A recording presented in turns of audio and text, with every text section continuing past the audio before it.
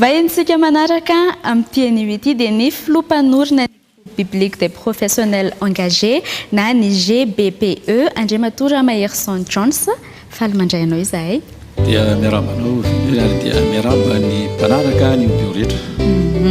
nareo manana fandaharam-potoana toato angamba orinan'ny andro ankalazana ny pentecoste izay afaka mibazarazarana ampijery ve mahakasika an'izay zavatra izay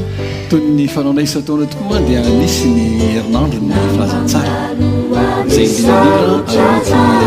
taona ity zany dia nisy efatrandro ny fanorenana tena fiainana kristianina manaovana izany ka efatrandro ny tena nona nisy ka rasabol'andriamanitra dia hanomboka ny 26 volana me zao ka hatramin'ny o zany tena le herinandro efatrandro zany dia mariny ka ataonay zao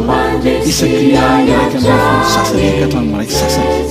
ao amin'ny fiangonana FMDA ny ariva mariva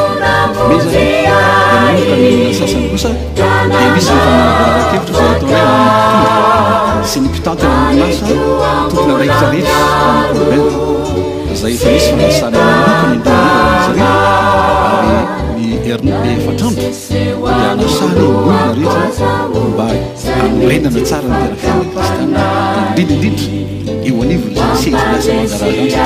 anony tena zava-dehibe zay asa fitoriana iandrikentanareo izay fa mety manititika ny marony koa hoe inona zany le zavatra tranga isaky ndraiky le folana sasany atondroka hatramin'ny ray sasany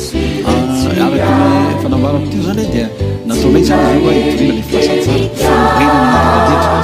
misy liro zany ka misy tambanao zay pitera zara zany ary misy ny fitoriana ny filasantsara sy amin'ny fidorana olombelona manambara sy mampiseho tena heriny zany filasantsara zany eo misety ny asa malala tahaka zany mandritsy ny efatrandro tena zay zany anaovana zay anasana indrindrindrindra ny piasa rehetra satria any misety ny asa tena inona raha ny afatra sy fampatsahivana foa tsara pitana ho an'ny mpijery so any manirana anatrika n'izay fotoana kamareo hoe herinandro ny filazantsara zay ny afatra indrindra zay tena tiapetraka aminareo programandrenatsika zao fotoana tena azahoana tsara zao ary azahoana mampiseho tena misy zany kristianina marina zany amin'izao fotoana zao vanandrenatsika zao raha ny marina tena zavatra ilayntsika eto amin'ity firenena tsy mpivavaka fa tena kristianina miaina ary io fotoana efatrandroa dia any tanana indrindra ny kristianina mba tena hivelona amin'izany filazantsara zany eo amin'ny tontolo iainany mihitsy ary indrindrindrindra eo amin'ny asa mandrarahany ka dia manasa anareo zay mandritry ny ero efatrandro reo talata fahena amby roapolo ny larbi fafito amby roapolo ny lakamisy favalo amby roapolo ary ny zoma fa sivy amby roapolo ny volana me zao ao amin'ny fiangonana FMT Ambatonakanga